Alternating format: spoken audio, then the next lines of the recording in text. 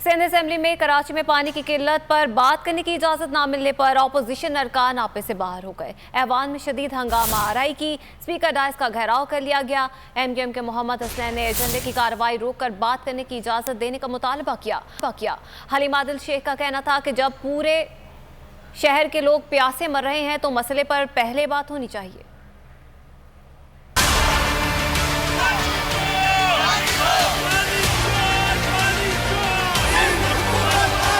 कराची में पानी के मसले पर बात की इजाजत न मिलना सिंध असेंबली में तूफान बर्पा कर गया। अपोजिशन अरकान ने शदीद एहतजाज किया, कराची को पानी दो के नारे लगाए। सिंध असेंबली अखाड़े का मंजर पेश करने लगी।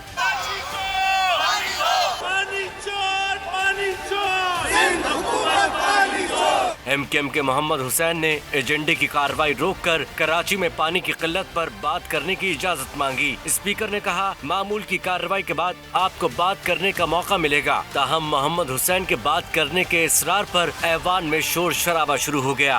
अपोजिशन अरकान नशिस्तों से खड़े हो गए।